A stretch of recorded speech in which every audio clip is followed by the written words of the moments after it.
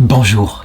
Il y a une phrase de Jésus très forte qui dit en Matthieu 7, 21 « Ce n'est pas seulement en disant « Seigneur, Seigneur » qu'on entrera dans le royaume des cieux, mais c'est en faisant la volonté de mon Père qui est dans les cieux. » Cette action de Dieu, le fait de faire des œuvres de Dieu, a été très critiquée par la réforme protestante au XVIe siècle, sans doute parce que les chrétiens, les catholiques en particulier, insistaient peut-être un peu trop sur les œuvres de piété, le nombre de chapelets, les jeûnes et les choses comme cela.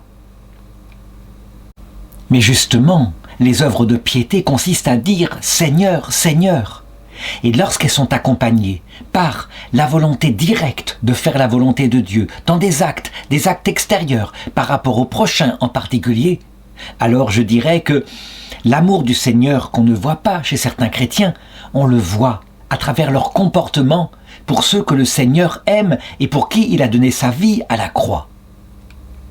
Parmi tous les rois et tous les princes qui ont été canonisés par l'histoire de l'Église, et il y en a eu un certain nombre au XIIe, XIIIe, XIVe siècle, dans cette partie de l'histoire de l'Église qui a été un peu un couronnement, eh bien, au-dessus de tous, je crois, brille par ses œuvres qui sans doute manifestent le fond de son cœur, un prince russe, un prince orthodoxe. S'il est né dans l'orthodoxie, c'est parce que le schisme avait eu lieu, eh bien, environ, disons 150 ans avant sa naissance. Il s'appelle le grand prince Michel III de Tver. C'est un orthodoxe, mais ce que je vais raconter montre que, manifestement, si on doit donner comme modèle au prince quelqu'un, c'est lui. Je n'en ai pas trouvé, même parmi, par exemple, le roi de France canonisé, Saint Louis, quelqu'un qui le dépasse. Saint Louis, on le sait, il avait aussi des idées, une espèce de théorie eschatologique qui lui fit faire des choses tout à fait étranges. En ce qui concerne le grand prince Michel de Tver, il n'y avait que le bien de son peuple, bien terrestre et bien spirituel, mais au point qu'il réalisa de manière grandiose cette parole de Jésus, Jean chapitre 10, verset 11, « Je suis le bon berger donne sa vie pour ses brebis. »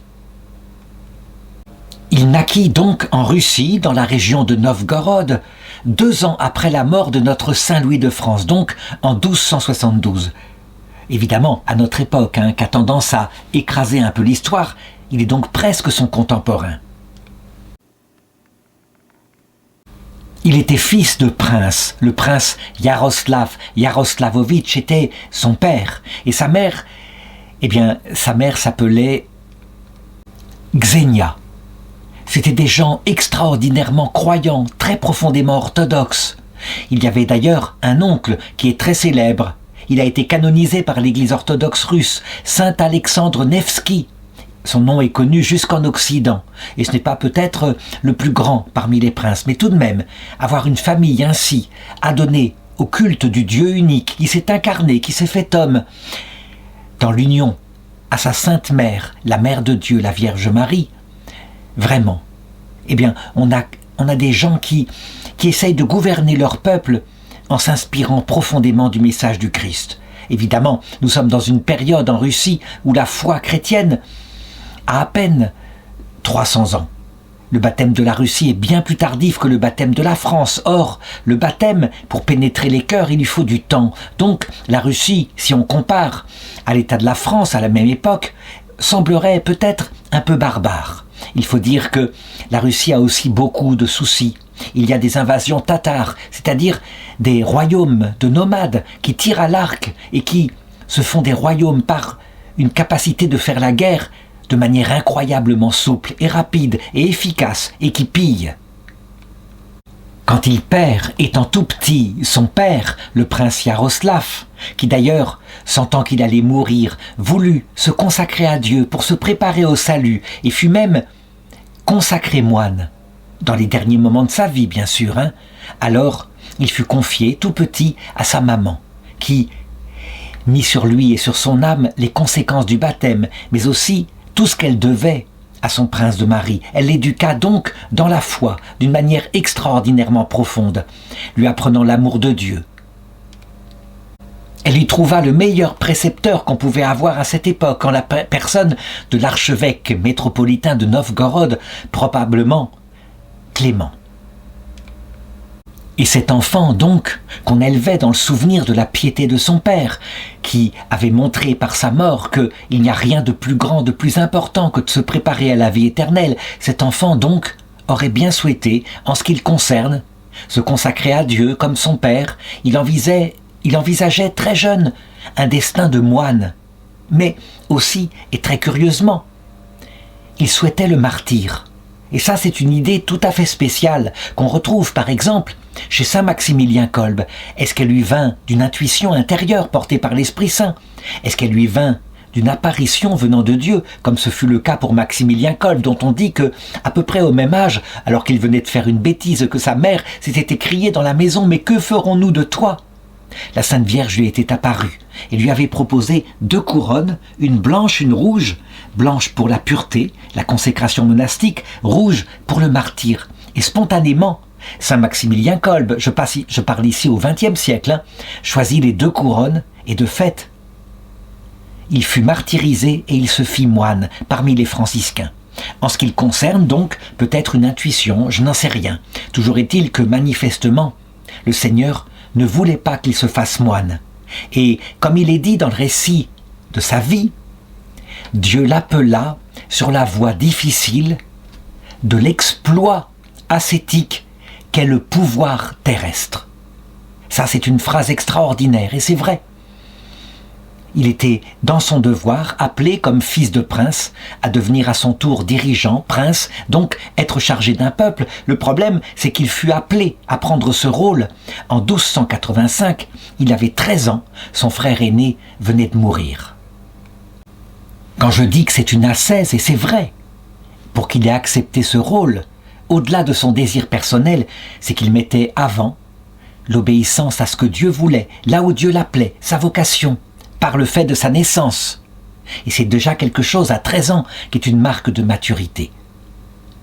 À 22 ans, il se maria, comme il en avait le devoir. Il fallait qu'il assure la descendance.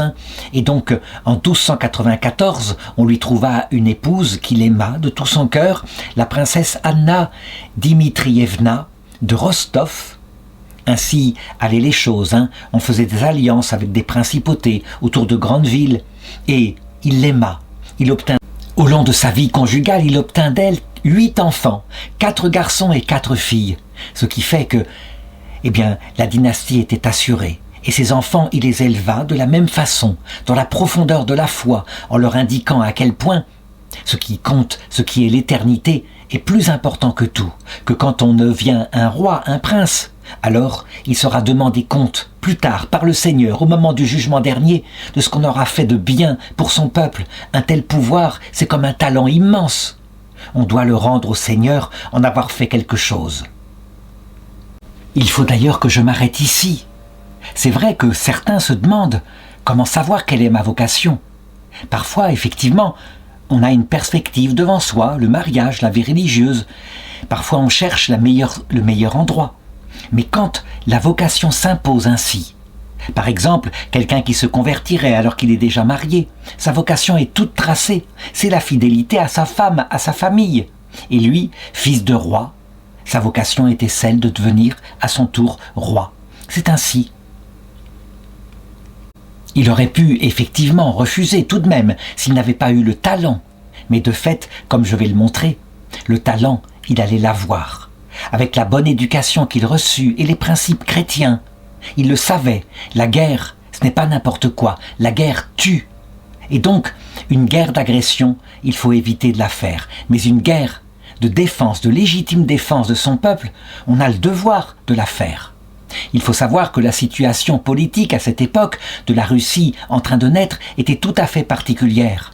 Des peuples venant des steppes, des peuples qui, au départ, avaient adhéré, paraît-il, au bouddhisme tibétain, des peuples qui étaient nomades, qui montaient sur des petits chevaux, qui savaient parfaitement manier l'arc, qui étaient comme des sauterelles, qui s'étaient démultipliés. Des peuples s'étaient mis à s'emparer de toutes les régions, et personne ne leur résistait. Ils attaquaient vers l'est, ils attaquaient vers le sud.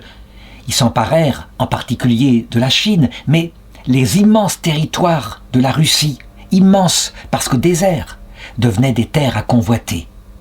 Et donc, on a ainsi une sorte de carte où on voit l'extension de ce qu'on appelle la Grande Horde, c'est-à-dire le royaume des Tatars, qui sont très proches des peuples mongols, des peuples asiatiques ainsi, qui, je l'ai dit, d'abord furent bouddhistes, mais au bout d'un certain temps, et justement à l'époque où vivait le prince Michel, ils finirent par trouver qu'il y avait une meilleure religion qui leur correspondait mieux dans l'islam.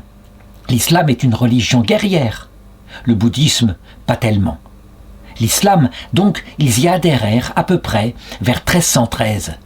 Et donc, on peut le dire, à cette époque-là, les royaumes de Russie autour de Moscou, autour de Tver, étaient souvent des royaumes très en danger, très dépendants d'une moindre attaque par le Khan des Tartares.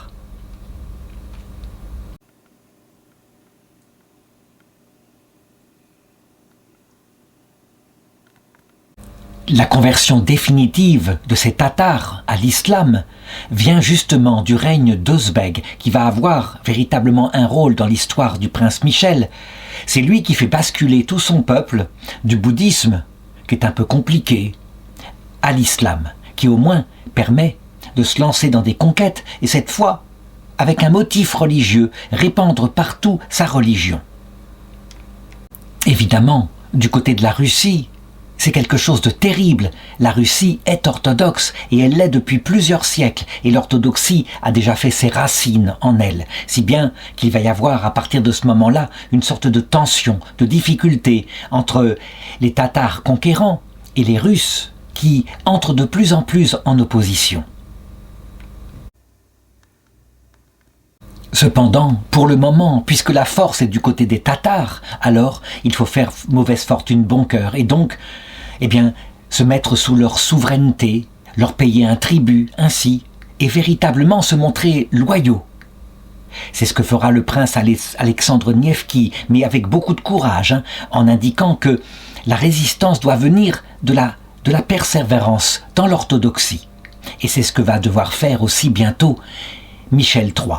Michel III, à un moment donné, il se trouve propulsé parce que c'est un roi droit, un roi juste qui cherche le bien commun de son peuple et qui se montre loyal par rapport aux Tatars. Il va se retrouver propulsé grand prince de Vladimir à 33 ans en 1304.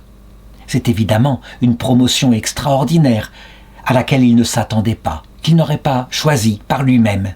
Cependant, il avait un rival en la personne de son cousin qui lui convoitait ce poste, qui avait tout fait pour y travailler, au point même d'épouser la sœur du Khan des Tatars. Ce prince de Moscou s'appelait Yuri Danilovitch, autrement dit Georges Danilovitch. Il était en principe chrétien, mais on le voit, l'ambition était la chose qui le faisait se mouvoir, plus que tout, l'ambition impériale. Oh, il n'avait pas le détachement, le goût pour le bien commun de son cousin Michel, loin de là. Pour lui, tout était utile, y compris ce mariage avec la princesse Konchala, princesse tatare. Et il pensait que de cette façon-là, en devenant le beau-frère du Khan ouzbek, du Khan qui à cette époque-là était encore un peu bouddhiste, qui hésitait, de cette façon-là, évidemment, il deviendrait obligatoirement un prince de la région de Vladimir. Évidemment, sa convoitise était visible et donc les sujets du roi Michel III, les sujets lui disaient « Il faut attaquer, il faut faire la guerre en premier, une guerre préventive, sinon celui-ci qui n'a qu'ambition et haine vous attaquera en premier. » Cependant, quand on lui proposa ainsi de faire une guerre d'agression préventive, Michel refusa. Il le savait. Il savait ce qu'était la guerre. Il n'en avait jamais vu, mais il en avait entendu parler. La guerre, je l'ai dit, elle tue. Et donc, voulant préserver le sang de son peuple, il préféra entrer en négociation, en diplomatie. Et c'est vrai. La diplomatie, c'est pour éviter la guerre. C'est une discussion avec beaucoup de droiture. Et lui le faisait avec innocence, tandis que son cousin, Yuri, lui, ne convoitait que son royaume, et donc s'armait de plus en plus, se préparait à la guerre, jusqu'au moment où il se lança ainsi, dans une bataille de combat. Il entraîna avec lui toute sa cour, et son épouse avec lui aussi, et ils partirent ainsi pour conquérir la principauté de Vladimir. Lorsque j'analyse jusqu'ici le gouvernement du prince Saint-Michel, on voit bien, il cherche le bien commun de son peuple, bien matériel, il a une gestion temporelle, son peuple doit vivre, doit avoir des moyens, doit pouvoir subvenir pour élever ses familles. Et puis, le destin éternel, il ne perd pas cela de vue. Voilà pourquoi il refuse la guerre. Mais, je dirais, il y a les moyens.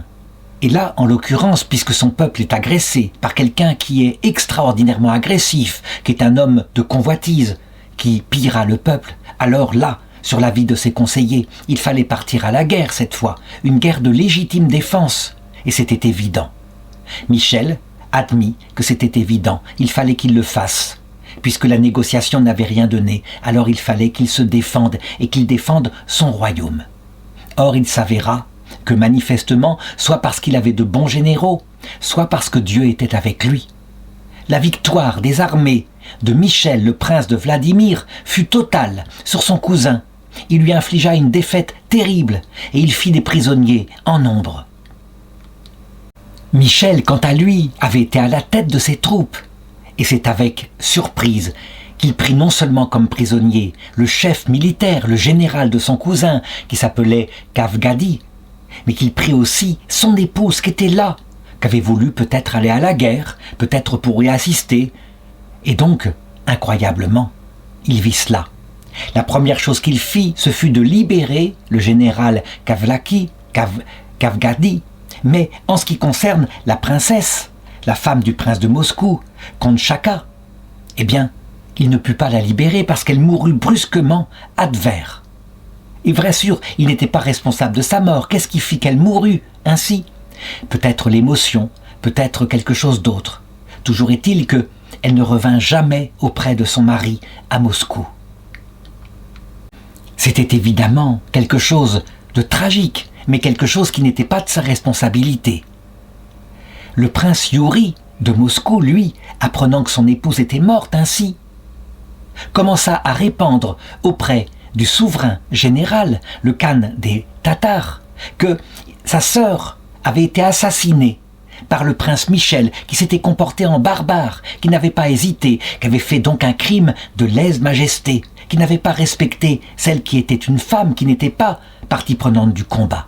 C'était évidemment une médisance, mais il le faisait à dessein, en vue de lever et de jeter dans la fureur le khan des Tartares, afin qu'il se lève avec son armée, qu'il puisse envahir la principauté de Vladimir, et qu'ainsi elle lui revienne à lui. C'était encore l'ambition qu'il poussait ainsi à mentir. Et de fait, ces manœuvres aboutirent. Le khan des Tartares entra dans une colère terrible, et il leva une armée, en exigeant immédiatement que du côté de Vladimir, on livre le coupable, à savoir le prince Mikhaël, et si on ne le livrait pas, il partirait au combat. Et on sait bien que, à cette époque-là, les Tatars étaient imbattables. Leurs chevaux rapides, leurs arcs de guerre, des arcs très courts, mais des arcs qui ne manquaient jamais leur cible, faisaient que les armées des Russes n'obtenaient pas le coup. Ainsi donc, Michel, malgré qu'il y ait eu mensonge, se trouvait confronté à une situation terrible. Est-ce qu'il allait sauver sa propre vie, ou est-ce qu'il allait sauver son propre peuple? La difficulté était là. Des princes lui disaient « Il faut sauver ta propre vie, tu vas là-bas, tu meurs, c'est évident, tu te livres à des gens qui ne respecteront pas ta vie. » Mais lui, il était prince, et il le sait, un prince chrétien donne sa vie pour ses brebis. Ce qui compte avant tout, ce sont ses brebis. Et donc, il n'écouta pas ses conseillers, et il se dit « Puisqu'il me veut, moi, j'irai auprès de lui. Je me livrerai, et je me justifierai comme je pourrai, et ma vie est entre les mains de Dieu. » Rien de plus. On le voit. Il imite totalement le bon berger. Voici un roi qui, pour la première fois, ou l'une des premières fois, sa vie n'a pas d'importance, mais la vie de son peuple plus que tout. Attention, il ne prit pas cette décision tout seul. Il était bien trop intelligent et proche du Christ pour ne pas demander conseil, en particulier à son père spirituel, qui était un père abbé, l'higoumène Jean.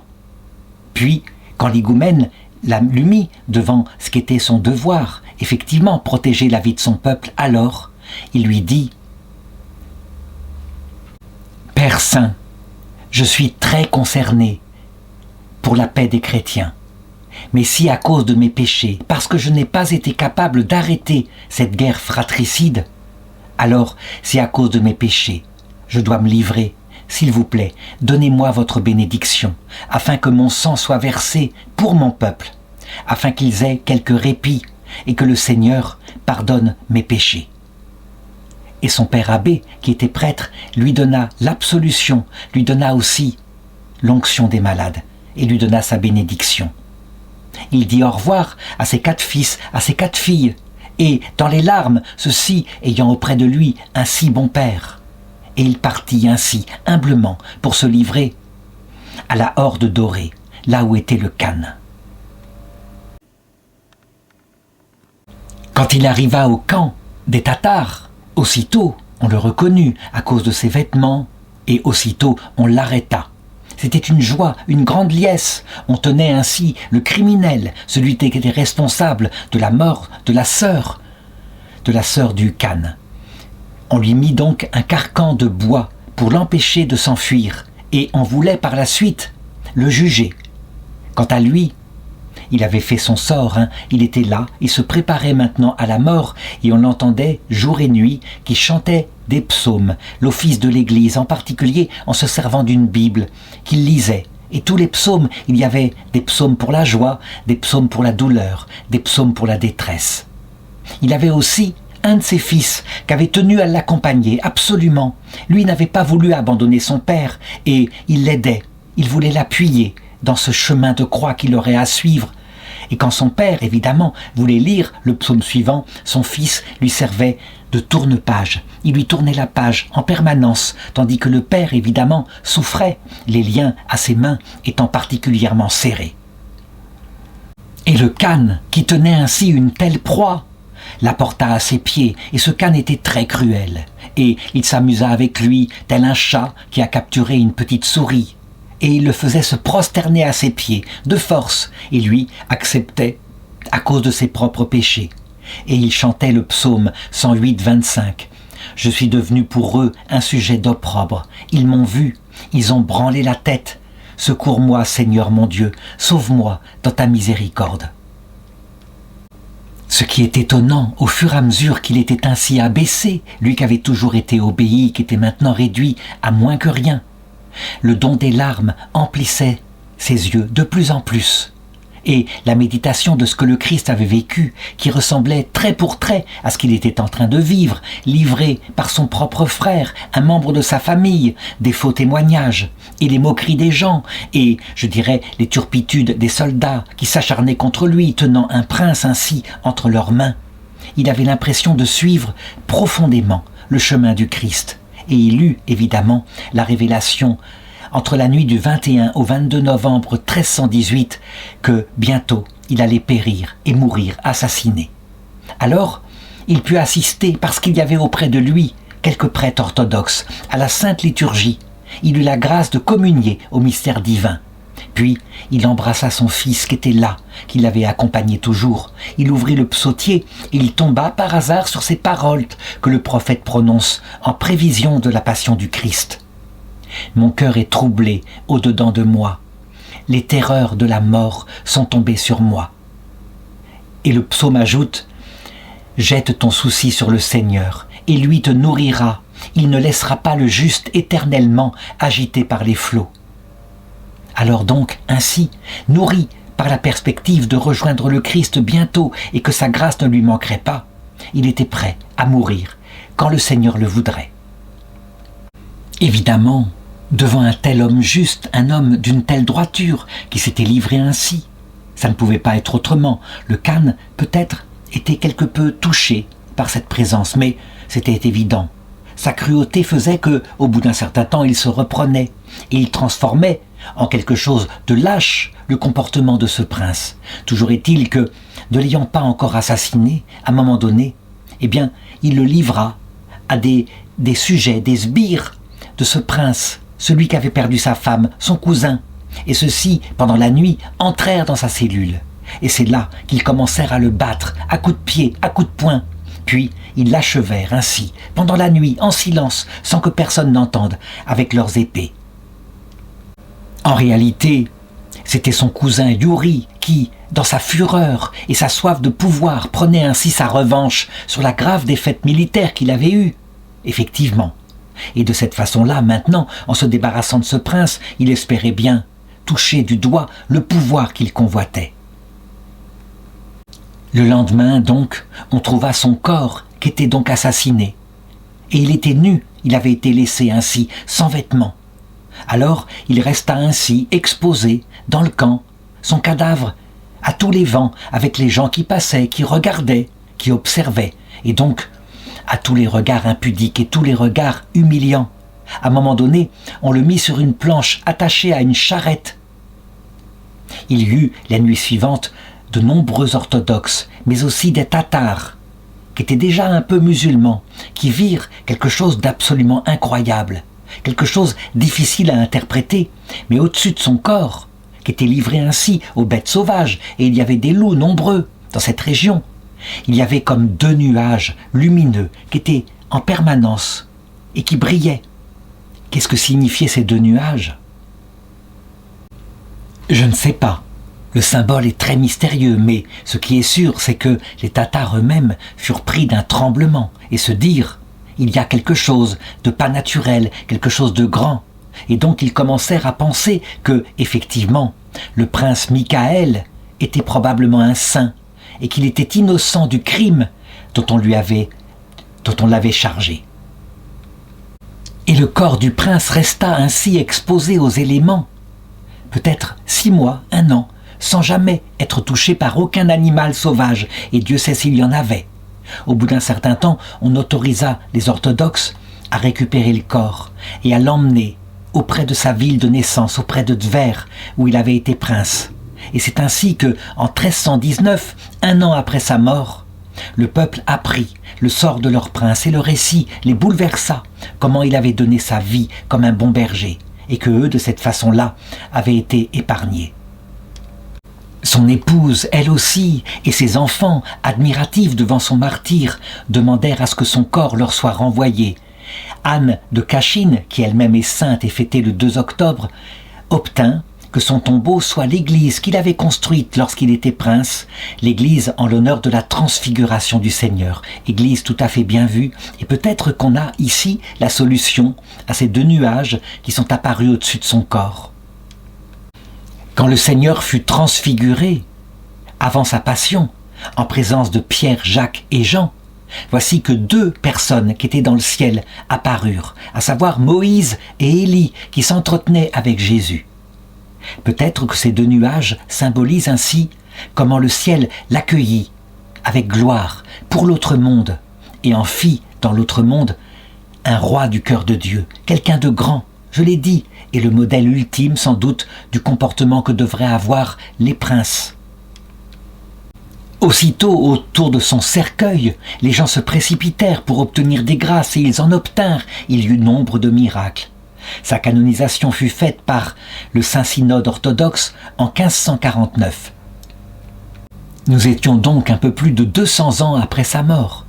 Et 300 ans après sa mort, un 24 novembre, les reliques incorrompues de Saint-Michel furent découvertes. Oui, son corps était encore intact.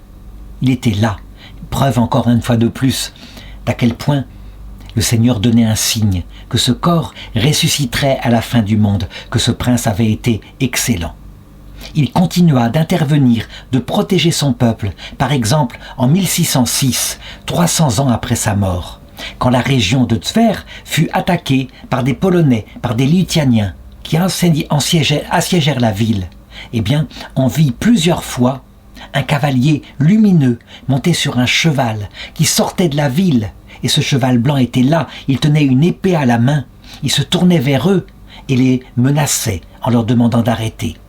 Plus tard, évidemment, les Polonais et les Lituaniens se rendirent compte que, manifestement, c'était lui, c'était le prince Michel qui descendait du ciel pour protéger sa ville, qui devait absolument ne pas entrer entre les mains de ses conquérants. D'ailleurs, plus tard, quand ils virent cette icône du prince qui était dans l'église, ils reconnurent que c'était lui, que c'était sa présence. Qu'est-ce qu'indique cette apparition? Eh bien tout simplement que, lorsqu'on est un roi selon le cœur du Christ, un bon berger qui donne sa vie pour ses brebis, ce rôle ne s'arrête absolument pas avec l'entrée dans l'autre monde, à la grande différence de son cousin, qui lui fut roi pour cette terre, qui n'hésita pas à mentir, à falsifier et même à provoquer la mort de quelqu'un pour un royaume terrestre immédiat qu'il perdit très vite. Et justement, quand il arriva dans l'autre monde, il fut réduit à n'être rien, certainement pas un roi. Au contraire, la royauté éternelle qui vient de la droiture du cœur. Quand on imite le comportement du Christ, se faire serviteur des serviteurs de Dieu, alors oui, le prince Saint Michael de Tver, ça, il l'obtint.